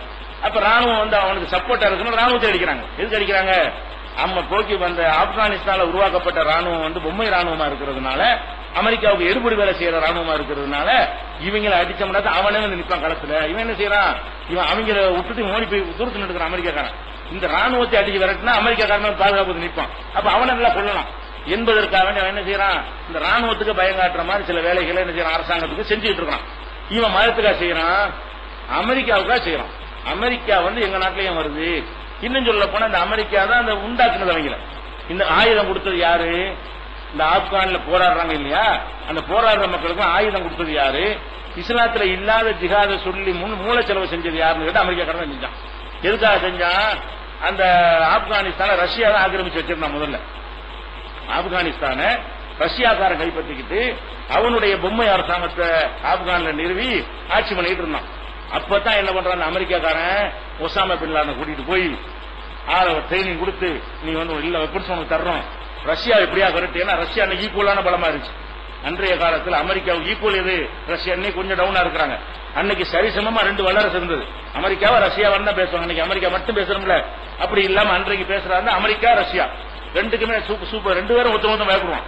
சமமான அணு ஆயுதம், சமமான பலம், சமமான விண்வெளி ஆய்வு, எல்லா துறையிலையும் என்ன செஞ்சா சமமா இருந்து கொண்டுதான். அந்த மாதிரி இருந்த காரணத்தினால் என்ன பண்ணா, ரஷ்யாவை ஜெயிக்கணும் என்பதற்காக வேண்டி இந்த ஒசாமா மாதிரியான ஆட்களை கூட்டிட்டு போய் அவங்க பயன்படுத்தக்கூடிய ஆயுதங்களுக்கு ட்ரைனிங் கொடுத்து, ஜிஹாது பண்ண மார்க்கத்தில் உள்ளது இஸ்லாத்துல உள்ளது அவன் பயான் பண்ணி, அவங்க சிஐஏ மூலமா இவனுக்கு மூளை செலவு பண்ணி இஸ்லாத்துல இல்லாத ஒன்றை இஸ்லாத்தின் பெயரால் அவனுக்கு சொல்லி கொடுத்து ட்ரைனிங் கொடுத்து உருவாக்கப்பட்டு என்ன செஞ்சாங்க, ரஷ்யா வெளியேற்றினாங்க. ரஷ்யாவை என்னங்க, ரஷ்யாவுல பொம்மையில நஜீபுங்கிற நினைக்கிறேன், நஜீப் என்பவர் அங்க ஆட்சியாளர் இருக்கும்போது அவரை பிடிச்சி பொது இடத்துல தூக்கு போட்டுவிட்டு ஆட்சியை கைப்பற்றினாங்க. யாரு, நஜீபுங்கிற ரஷ்யாவால் நியமிக்கப்பட்ட அந்த மன்னரை தூக்குல போட்டு நினைச்சாங்க, பொதுமக்கள் இருக்கிற இடத்துல போட்டு ஆட்சியை கைப்பற்றினாங்க. இது எல்லாத்துக்கும் உதவியா இருந்தது யாரு, அமெரிக்கா. அப்ப தீவிரவாதம் இல்லையா, அங்க இருந்து அவங்க என்ன செஞ்ச அவ்வளவு காரியம் செய்ய வச்சு செஞ்சான். இப்ப செஞ்ச காரியத்தை அன்னைக்கு செஞ்சாங்க, ரஷ்யா வரட்டுறதுக்காக செஞ்சாங்க. அதுக்குரிய படை பலம் பயிற்சி கீர்ச்சி இதெல்லாம் அந்த ஆளு ஒரு கட்டட என்ஜினியர், அவருக்கு வேலையே இல்லை ஒசாமாவுக்கு. அவருடைய வேலையே என்னது? அவர் தொழிலதிபராக இருந்தாலும் என்ன செய்யற, மூளை செலவு பண்ணி அவர் இந்த மாதிரி ஆக்கி நம்ம உங்க நாட்டை ரஷ்யாவை ஆக்கிரமிக்கலாம் சொல்லிட்டு அவன் ஆக்கிரமிக்கிறான். அப்ப நீ நாட விதைச்சு விட்ட எங்க நாட்டை ஆக்கிரமிக்க கூடாதுன்னு நீ செஞ்சது அவன் திருப்பி என்ன உனக்கு தர்றான். நீ கொடுத்த ஆயுதத்தை வச்சு உன்னை அடிக்கிறான். இப்ப கூட இப்ப அடிக்கிறது கூட இவங்க கொடுத்த அன்னைக்கு கொடுத்த ஆயுதங்கள் தான். அதை வச்சு டெவலப் பண்ணதுதான், அதை வச்சு கத்துக்கிட்டதுதான். அந்த போர் திறன் கைது எல்லா தந்திரங்களும் இவனுக்கு அதை வச்சு தெரிஞ்சதுதான். இப்ப எல்லா விதமான ஒத்துழைப்பும் கொடுத்து ஒசாமாவையும் இந்த பயங்கரவாதி தாலிபான் சொல்லிட்டு இருக்கானே, அது மாதிரியான ஆட்களை எல்லாம் இப்படி மார்க்கத்தில் உள்ளதுதான் இதுன்னு சொல்லி உண்டாக்கி ஆயுதங்கள் பணத்தை அள்ளி அள்ளி கொடுத்து உருவாக்கினே இல்லையா? இது யாருக்கு மறக்க முடியுமா? உனக்கு ரஷ்யாவுடைய பகையை தீர்க்கிறதுக்கு ஜிஹாது தேவைப்பட்டுச்சு, நாங்க தேவைப்பட்டோம், எங்க மக்கள் தேவைப்பட்டார்கள். அவங்களை பயன்படுத்தி விட்டு இப்ப என்ன செய்யற, ஆப்கான பிடிச்சி நீ ரஷ்யாக்காரங்க இப்ப நீ செய்யற. ரஷ்யாக்காரன் எப்படி நஜீபை வச்சுக்கிட்டு ஆட்சி பண்ணானோ இப்ப நீ என்ன செய்யற, கர்சாயை வச்சு ஹமீது கர்சாயை வச்சுக்கிட்டு நீ பொம்மை அரசாங்கம் நடத்துற. இதான் மேட்ரு. ஒரே கான்செப்ட் இருக்கும்போது அன்னைக்கு அவன் செஞ்சு சரின்னு அன்னைக்கு செஞ்சு சரிதானே. அன்னைக்கு ரஷ்யாவை விரட்டுவதற்கு செஞ்ச காரியங்கள் சரின்னு நீ சொல்லுவாயானால் உன்னைய விரட்டுவதற்கு செய்யற காரியம் சரிதானே. நீ அங்க போய் ஆள்ற, இன்னும் நாட்டை விட்டு ஓட வேண்டியதானே. நீ என்ன 94 வரைக்கும் இருக்கு, 2015 வரைக்கும் இருக்கு ராணுவம் இருக்குங்கிற. எங்க நாட்டுக்குள்ள ஓனானும் இருக்கணும்னு கேட்கறது நியாயமா தப்பா? அப்ப நாம எப்படி வெள்ளக்காரனை எடுத்து போராடணும், அந்த மாதிரியான ஒரு கான்செப்ட் அங்க இருக்கிறது. ஆனால் முஸ்லீம் நாடா இருக்கிறதுனால, முஸ்லீம் போய் ஆக்கிரமிச்சதுனால முஸ்லீம்கள் பேர் அடிக்கிற அடிபடும், அவ்வளவுதான். இவன் வேற ஒரு நாட்டு இந்த மாதிரி பண்ணி இருந்தால், இந்துக்கள் வாழ்ற நாட்டை பண்ணி இருந்தால் அப்ப இந்து தீவிரவாதின்னு சொல்ல வேண்டிய நிலை வந்திருக்கும். நம்ம தான் எடுத்து போராடி இருப்போம். சரி, இந்தியாவை ஆக்கிரமிச்சு அமெரிக்கா ஆக்கிரமிச்சு நம்ம என்ன பண்ணுவோம்? வெள்ளக்காரனுக்கு என்ன பதிலடி கொடுத்து அது கொடுப்போமா இல்லையா? அப்ப எல்லா இந்துக்களும் அதான கொடுப்போம், எல்லா முஸ்லீம் தானே கொடுப்போம், எல்லா கிறிஸ்தவம் தானே கொடுப்போம், இந்தியாவில் அத்தனை பேர் கொடுப்போமா இல்லையா? அதுதான் நடக்கிறது. இதுக்கு பெரிய தீவிரவாதமா? அவன் தன்னுடைய நாட்டை பாதுகாக்கிறது செய்யறானா, இஸ்லாத்துக்கு செய்யறானா? நீங்க சிந்திக்க வேண்டும். எங்க நாட்டை நீ ஏன் ஆள்றங்கிறதுக்கு தான் நம்ம கேள்வி கேட்கிறானே தவிர நாங்கள் இஸ்லாமாக்க போறோம், இஸ்லாமிய ஆட்சி கொண்டு வர போறோம், இஸ்லாமிங்கிற அது வசூல் பண்ணுவதற்காக அந்த வார்த்தை சில நேரங்களை பயன்படுத்துவான். ஆனா இஸ்லாமுக்காக செய்யவில்லை. இதை நீங்க விளங்கிக் கொள்ள வேண்டும். அது மாதிரி ஈராக்ல உள்ள மேட்டர் என்ன? ஈராக்ல உள்ள சதாம் ஹுசைன் பெரிய அப்பொழுது கட்ட இஸ்லாமிய ஒரு அடிப்படைவாதியா? அவர் தொழுகை நோன்பு இபாதத்தெல்லாம் செய்யக்கூடிய ஒரு ஆளா? அவங்க சுபு தொழுகிறாள் அப்படி ஜெயில போடக்கூடிய ஆள். அவர் சுபு தொழுகைக்கு அவன் கேள்வி கேட்கிறவனா இருப்பான், ஆக்டிவா இருப்பான்னு சொல்லிட்டு அது மாதிரி வைக்கக்கூடாது. தாடி வச்சவெல்லாம் பிடிச்சி கண்காணிச்ச ஆளு. இந்த ஈராக்ல இந்த அமெரிக்கா நுழைவதற்கு முன்னாடி வரைக்கும் இஸ்லாமுங்கிற கலர்ல எதெல்லாம் பளிச்சுன்னு தெரியுது அதுக்கெல்லாம் இடமே கிடையாது. பேசக்கூடாது, இருக்கக்கூடாது, இஸ்லாமுங்கிற அடிப்படை இருக்கக்கூடாது என்று ஒழித்தவர் தான் யாரு? Saddam Hussein. அவரு இவருக்குள்ள மேட்ரு இஸ்லாம் மேட்ரா? விரை இஸ்லாத்தை கடைப்பிடிக்கலையே, இவர் இஸ்லாத்துக்காக தான் செஞ்சாரா? அவர் கொல்லப்பட்டது அநியாயம். நம்ம ஒரு அனுதாபம் தெரிவிக்கிறோம், கண்டனம் தெரிவிச்சதுனால அவருடைய தீயதை நம்ம ஆதரிக்க முடியாது, அவருடைய கெட்ட செயல்கள் நம்ம சப்போர்ட் பண்ணிருக்க கூடாது. மார்க்கத்தில் அவர் மார்க்கத்தை அவர் பின்தங்க வச்ச ஒரு முக்கியமான காரணம். ஈராக் என்பது ஒரு காலத்தில் இஸ்லாத்துக்கு சிம்பலாக இருந்தது. எல்லா இஸ்லாமிய அறிஞர்களும் பகதாதை மையமா வைத்தான் செயல்பட்டார்கள். அப்படியான ஒரு நாட்டில் இஸ்லாத்தை தொடர்ச்சி இருந்த ஆள் யாரு? Saddam Hussein. அதுல எந்த மாற்று கருத்தும் கிடையாது. இஸ்லாம்ங்கிற பார்வையில் போய் நீங்க பாத்தீங்கன்னா அது மாதிரியா இருக்கும். ஒரு நேரத்தில் அப்ப சதாம் ஹுசேன் ஆட்சி நினைக்கிறேன் 2004 நினைக்கிறேன். 2004 ஈராக்ல இருந்து ஒரு குரூப் வருது. பாஸ்போர்ட் மிஸ் பண்ணிட்டாங்க. எக்மூர்ல போலீஸ் பிடிச்சோம், நம்மள்ட்ட கொண்டு வந்துட்டாங்க. இங்க இந்த மாதிரி பாஸ்போர்ட் மிஸ் பண்ணிட்டாங்களா, நீங்க தான் ஏதாவது பண்ணணும்னு சொல்லி அரபில பேசுறாங்க. அவங்களை கூப்பிட்டு பேசி என்னடான்னு கேட்கும்போது அவங்களுக்கு தேவையான உதவிகள்லாம் நம்ம என்ன செஞ்ச மாத்திர சுதந்திரத்தை சொல்லி செஞ்சு கொடுத்தோம். அப்ப அவங்கள்ட்ட கேட்கும் பொழுது அந்த விஷயங்கள் அவங்களே சொல்றாங்க, இப்படி மாசம்லாம் இப்படி இருக்கலாம்னா சொல்லிச்சுருவாங்க, சுபூத்துல உள்ள பிடிச்சிருவாங்க. நான் எதை சொல்றேன், நாங்க நேரடியாக இருந்து ஒரு ஈராக்ல இருந்து வந்த ஒரு 6 பேர்கிட்ட கேட்ட செய்தி தான் உங்கள்ட்ட சொல்றேன். சுபூத்துல கூட தாடி வைக்க கூடாது அப்படின்னு சொல்லி அவர்கிட்ட கேட்கிறோம். அவர் சதாம இருக்கிற கடவுள் மாதிரி தான், யாரும் எதுக்க கூடாது, புரட்சி வந்துடக்கூடாதுக்காக இஸ்லாத்தை கடைப்பிடிச்சா கேள்வி கேட்பாங்கிறதுக்காக வேண்டி எங்க பார்த்தாலும் அவருடைய சிலை வச்சிருப்பாரு. எங்க பார்த்தாலும் எந்த இடத்துல அமெரிக்கா அடிச்சு இருக்கும்போது சிலையா தான் கொடுத்த பாத்தியா இல்லையா? அவ்வளவு சிலை நீ வச்ச சிலை வணக்கத்தை ஒழிச்ச ஒரு மார்க்கத்தில் இருந்துகிட்டு எங்கன்னா பார்த்தாலும் மூளைக்கு அண்ணாத்துறை சிலை இருக்கிற மாதிரி அங்க என்ன இருக்கேன், சதாம் ஹுசேன் சிலை இருந்துச்சா இல்லையா? நீங்களா என்ன இஸ்லாம் கடைபிடிச்சீங்க? அது மாதிரி இஸ்லாமே இல்ல. எதுக்கு சண்டை விஷயம்? எங்க நாட்டுல ஏன்டா நுழைஞ்சல்ல படிச்சுட்டு இருக்கிறாங்க, அடிச்சுட்டு இருக்கிறான்னு சொன்னா எங்க நாட்டுக்கு நீ ஏன் வந்தங்கிறது அடிக்கிறானா, இஸ்லாத்துக்கு அடிக்கிறானா? இஸ்லாத்தை காப்பாற்ற அடிக்கிறானா? இஸ்லாமிய ஆட்சி கொண்டு வந்துடுறாங்க நாளைக்கு சொல்ல மாட்டான். அப்ப அமெரிக்காக்காரனுடைய அவன் இந்த அரபு நாட்டில் ஒரு நம்ம சக்தியை உண்டாக்கி இருந்தா தான் என்ன செய்ய முடியும்? பெட்ரோல் வளம் இருக்கிற வரைக்கும் இதை கைப்பற்றிட்டே இருப்பாங்க. எதுக்கு அதை குறி வைக்கிறான்னு கேட்டா பெட்ரோல் வளம் அங்கதான் இருக்கிறது. இன்னும் 30 வருஷத்துக்காக தாக்கு பிடிக்கும். அந்த பெட்ரோல் முடிஞ்சிருச்சுன்னா பாலைவனம் விட்டு ஒடிய போயிடும் அமெரிக்காக்காரலாம். அந்த வளத்தை சுரண்டுவதற்கு அவன் பயப்படணும் அரபு நாடுகள்லாம். அப்ப 4-5 இடத்துல உட்காந்துட்டோம்னா என்ன செய்வான்? பயப்படுவான். எல்லா கான்ட்ராக்ட் நம்மளே எடுத்துக்கலாம். அமெரிக்க கம்பெனி தான் பெட்ரோல் எல்லா நாட்டிலும் இருக்குது, அமெரிக்கா தான் சப்ளை பண்ணுது, அமெரிக்கா தான் எல்லா வியாபாரம் பண்ணுகிறது, பேருக்கு அவங்களுக்கு சின்ன கமிஷன் கொடுப்பான். 70% எடுக்கணும் அமெரிக்காக்காரன், 30% வாங்கிட்டு அவன் பணக்காரனா இருக்கான பாத்துக்கோங்களேன். இப்ப 70% சுரண்டை எவ்வளவு பணக்காரனா இருப்பான்? அது உலக பொருளாதாரத்தில் வல்லரசா இருக்க காரணம் தான். அமெரிக்கா பணக்காரனா இருக்கிறான்னு சொன்னா 70% லாபத்தை அடிச்சுட்டு போயிடுறான். அவன் பயப்படுறது தான் கொண்டு இங்க நிப்பாட்டுறது. ஈராக்ல போட்டு காட்டுறதுக்கு உனக்கும் போட்டுருவேன், மரியாதையை கையெழுத்து போடலன்னா ஈராக் மாதிரி அதுக்குத்தான் போட்டானே தவிர ஒரு நியாயம் தர்மத்துக்கு போடவே கிடையாது. அந்த நாட்டில் அணுகுண்டு இல்லைன்னு உனக்கு தெரியும். சதாம் ஹுசேன் உடஞ்ச துப்பாக்கி கூட இல்லைன்னு தெரியும். பின்னாடி தெரியவும் தெரிஞ்சு ஒரு விமானம் கூட இல்லை என்று பின்னாடி தெரிஞ்சது. அவனை போய் அணு ஆயுதம் வச்சிருக்கான், ரசாயன கொல்லி ஆயுதம் வச்சிருக்கான், உள்ள நுழைஞ்சாங்க. ஒரு கருக கூட எடுக்க முடியல, துரும்ப கூட எடுக்க முடியல. அப்ப எதுக்கான இந்த பழிய போட்டான்? அரபு நாடுகள் 4-5 இடத்துல உட்கார்ந்துட்டோம்னா சவுதி யூதி எல்லாத்தையும் பயங்காட்டி அங்கிருந்து எண்ணெய் எடுத்து 1 லட்சம் சம்பாதிக்கலாம், கோடி கோடியா என்ன செய்யலாம், பேரல் பெறலாம், வித்து சம்பாதிக்கலாம். இதுக்காக செஞ்ச ஒரு வேலை. அப்ப இதை செஞ்சுட்டு என்ன செய்யலாம், எதிர்க்கிற மக்களை இஸ்லாமிய கலரை பூசலாம், இஸ்லாமிய தீவிரவாதம் சொல்லி. அந்த நாட்டில் இந்து இருந்தாலும் எதிர்த்தானே செய்வான். ஈராக்ல இருக்கிற எல்லாரும் இந்துவா இருக்கிறான், இவங்க ஆக்கிரமிக்கிறான். என்ன செய்வாங்க அந்த நாட்டு மக்கள்? எங்க நாட்டை ஆக்கிரமிக்கன்னு கேட்க மாட்டாங்களா? நம்ம கேட்டோம்ல, வெள்ளக்காரனை கேட்டோம்ல, உலகமும் அப்படித்தானே கேட்டுட்டு இருக்கிறாங்க. இதுதான் அங்க உள்ள ஒரு விஷயங்கள். ஆனா அங்கேயும் முஸ்லீமா இருக்காங்க, முஸ்லீம் நாடாவது தேர்ந்தெடுத்து பிடிக்கிறாங்க பெட்ரோலுக்காக வேண்டி. அதனால முஸ்லீம் பேர் அதிகமா அடிபடுகிறது. அதனால முஸ்லீம் தீவிரவாதி. எதனால இந்த பேர் வருது? இந்த மாதிரி இந்துக்கள் நாட்டையா பிடிச்சானா இந்து தீவிரவாதம் வந்திருக்கும், கிறிஸ்துவ நாட்டையா பிடிச்சானா வந்துருக்கும். அங்கெல்லாம் வளம் கிடையாது, இங்கதான் வளம் இருக்குதுங்க, ஏமாளி இருக்கிறாங்க. என்ன செய்யலாம், அரபு நாடுகளே போய் பிடிக்கிற காரணத்தினால இந்த கலர் வந்து கொண்டிருக்கிறது. அதனால இஸ்லாமிய தீவிரவாதம் என்பதற்கு இப்படி பல விஷயங்கள் இருக்கிறது. அது எல்லாரும் செஞ்சு கொண்டிருக்கிறார். உலகம் போல இந்த மாதிரி தீவிரவாதம் நடக்கிறது. விடுதலை புலிகள் செஞ்சாங்க, இந்து தீவிரவாதம் யாரும் சொல்லல. பல நாடுகளில் பல தீவிரவாத குழுக்கள் இருந்துட்டு தான் இருக்கிறாங்க, அவங்க எல்லாம் சொல்ல கிடையாது. அதனால இஸ்லாமிய தீவிரவாதம் என்பதே அவ்வளவு பொய், வடிகட்டின பொய். அது அந்த கடுகள உண்மை கிடையாது. எங்க மார்க்கம் அவ்வளவு அமைதி எங்களுக்கு கற்றுத் தந்ததுனாலதான் அளவுக்கு அதிகமான அடக்குமுறை வரும்போது 1-2 பேர் எந்திரிக்கிறான். மீது எல்லாமே அடங்கி எதுக்கு மக்கள் எதுக்கு தொந்தரவு கொடுக்கணும், சாலை மறியல் செய்ய யோசிக்கக்கூடிய ஒரு சமுதாயம் நம்ம தான் இருக்கணும். ஆஸ்பத்திரிக்கு போவாங்க, பஸ் மறிக்க கூடாது என்றெல்லாம் யோசிக்கிற ஒரு சமுதாயமாக நம்ம சமுதாயம் இருக்கிற காரணத்தை இந்த குற்றச்சாட்டும் பொய் என்று நம்ம புரிந்து கொள்ள வேண்டும். நாளை இதன் நம்ம பிற மதத்தோட சைப்புத்தன்மை இருக்கிறது இல்ல, இணங்கி வாழ்றது இல்ல, தனியா நிக்கிறாங்க, இதுலையும் சேர்றது இல்ல. இந்த மத்தவங்கள கலந்து எல்லாம் 2 ஒன்னா இருப்பாங்கல்ல, 2 கலந்து எல்லாரும் இருப்பாங்க. நம்ம ஒதுக்கிறோம் சில விஷயங்கள்ல. முஸ்லீம்கள் இதுல என்ன செய்ய மாட்டாங்க, எங்களோட ஒத்து வர மாட்டாங்கிறாங்க. இந்த மாதிரி ஒரு மார்க்கம் இருக்கக்கூடாது என்ற குற்றச்சாட்டை சொல்கிறார்கள். அதையும் நீங்க விவரமா தெரிந்து வைத்துக் கொள்ள வேண்டும். இஸ்லாத்தை மாற்றணும்னு சொல்வதற்கு எடுத்து வைக்கிற வாதங்கள் இன்ஷா அல்லாஹ் நாளைக்கு பார்க்கலாம்.